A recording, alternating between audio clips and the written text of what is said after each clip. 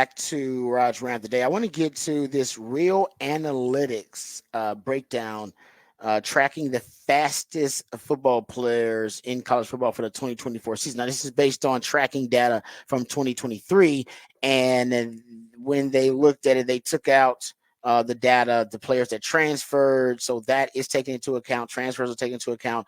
Also, what's taken into account is players that left for the NFL, players that exhaust their eligibility. So they try to be as current as possible with these projections for the fastest players, teams, and conferences in college football. Cam Miller, who used to work with Pro Football Focus, is now working with College Football Network, and he's the one that put this together. So I'll give him a lot of props. So if you're looking at the fastest players by conference, the fastest conference is actually based on these analytical projections, the Big 12, in terms of players who were clocked as the fastest in games last season.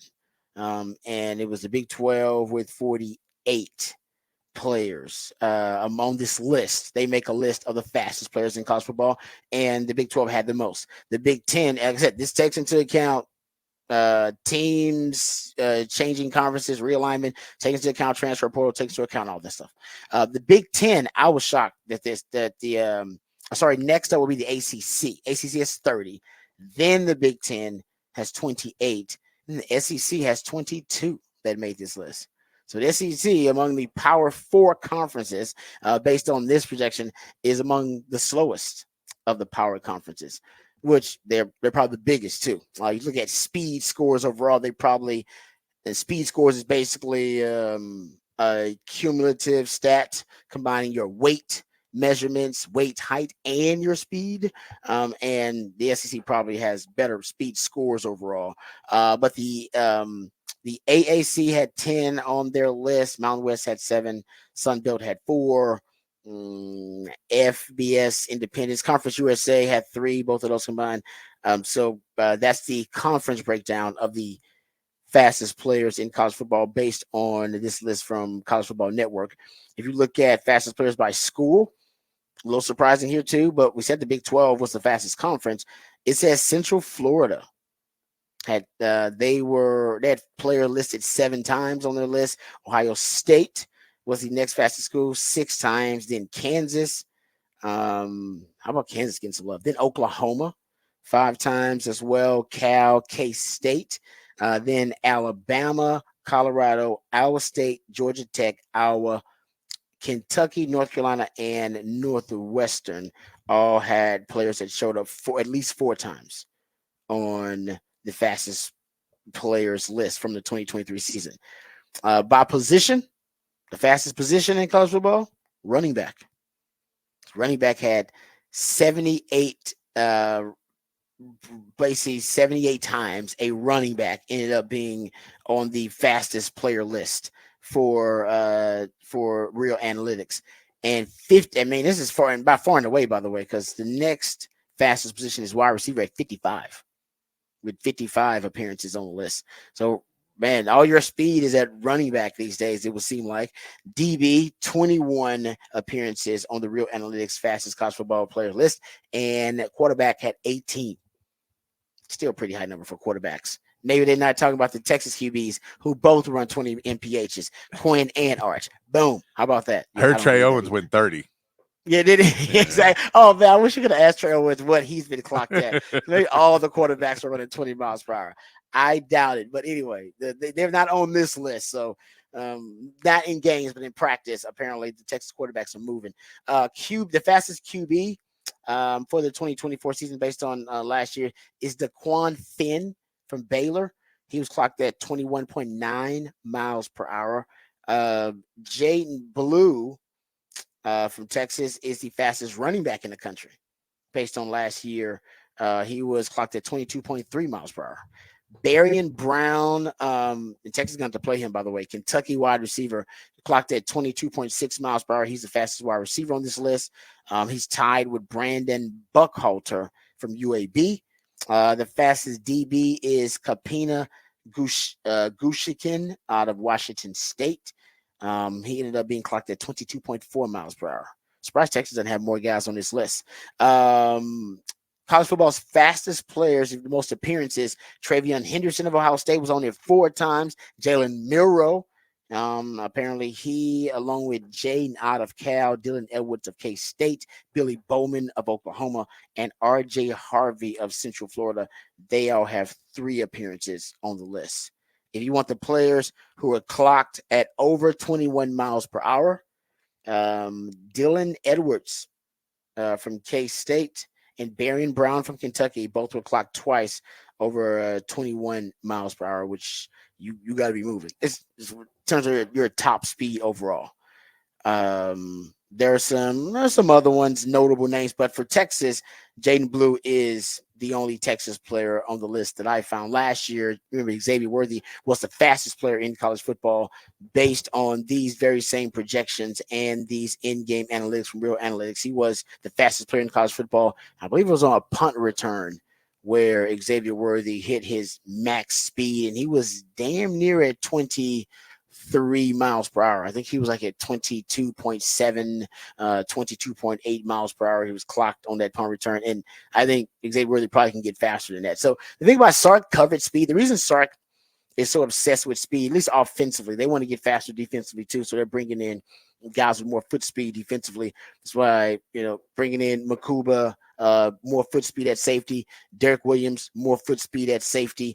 Even the young class of DBs they brought in, the 5 DBs in this last recruiting class, foot speed, that was one of the kind of main traits that the Texas staff was focusing on: foot speed, versatility, and coverage skills. I believe those were the 3 kind of check marks or boxes they were trying to check in recruiting.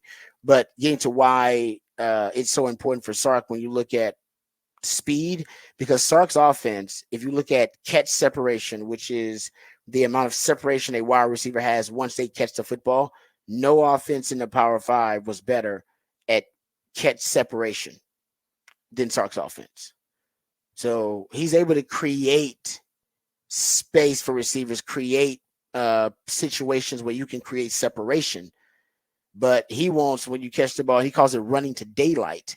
When he's able to create that separation via the scheme a guy open, he wants you to catch the ball in stride and then run to daylight, which is just open field, run to daylight. That's his philosophy. That's why he doesn't like stop routes. So if your quarterback can get the football to the receiver on the move accurately, and that's why accuracy is one of his top 4 traits he looks for in quarterback. I think you better deliver the ball accurately. If you can do that, I've already schemed open catch separation for the guys more than any Power 5 team. And if you can combine that with the speed, explosive plays. So it's not just, I like having speed on the field. No. There's a method to the madness. There's a science behind it for Sark, because he is great. His elite ability as a play caller is to create, like I said, that catch separation, to scheme guys open in situation where they can have easy separation. That means getting them, it could be engineering them an easier release from the line of scrimmage. All right, so they can get a free release. It could be, targeting guys in motion, putting guys in motion, cheat motions. It could be using compressed sets, condensed sets, bunch formations, all of these little, formational cheat codes, or conceptual signatures and conceptual cheat codes, schematic cheat codes. They're just designed to get his receivers, guys with a lot of speed, to get them a free release a lot of the times, or to get them on a movement route vertically downfield. Movement routes when you catch the ball on the move. There's stop routes where you literally stop. Movement routes where you catch the ball on the move. And Sark's a movement route guy. That's why he loved Xavier Worthy. That's why he loves Isaiah Bond, right? He loves receivers with a lot of speed so that you can start using those movement routes, and his quarterback can get them the ball in stride. Boom. That leads to big plays.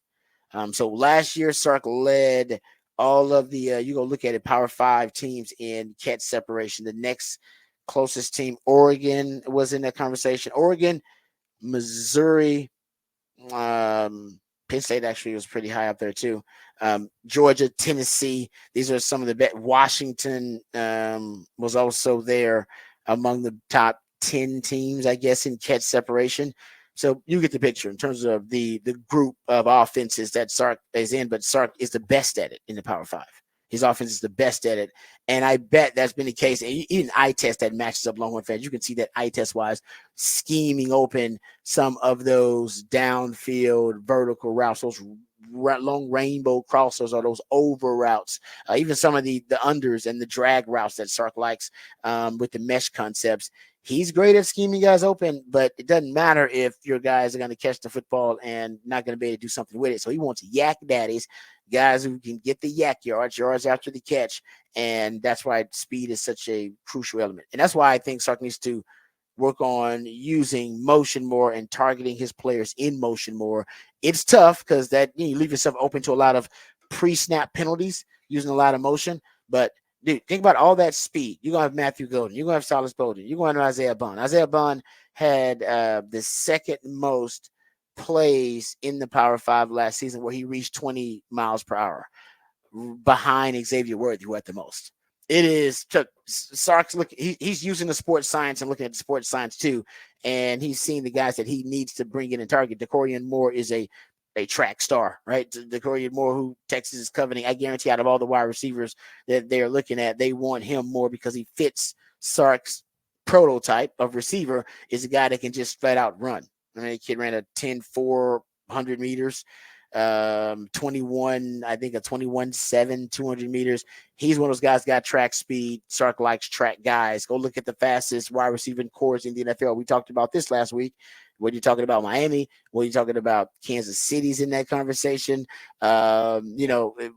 usually there's a Sark receiver in there. Philadelphia's in that conversation in the top 5 fastest wide receiving cores in the league.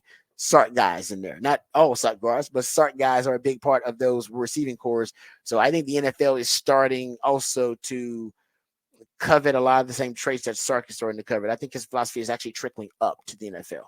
And I'll give him sole prop for it, but I'll give him props for being ahead of the game and being at least someone who can be a trailblazer in a sense, because his type of wide receiver, the small-ish, speedy guys, the NFL for a while they were, I would say they were anti receivers who had that kind of speed with that kind of frame, but they didn't want to draft them really high in the draft. They weren't drafting them in the first 2 rounds. Those guys were, they were reserved for the middle rounds of the draft, 3rd round and later. Now, because of what Sark has done with Devontae Smith, Xavier Worthy being another example of it, now you're seeing guys with ridiculously small, slight frames be drafted higher. That actually I will give Sark a lot of credit for. Like I think he should get most of the credit for that, because it's his system that is giving the NFL the blueprint on. Oh, I can use Devontae Smith. I know how to use him. Yeah, we can use him. We know how to use Xavier Worthy. Sark he runs a pro style offense, West Coast. He already gave us the blueprint. We know how to use him. So as long as you give those guys the blueprint how to use them, then the NFL will figure they can draft them high, because then they can project the same productivity or similar productivity, translating from your system to the NFL. All right, there you go. Some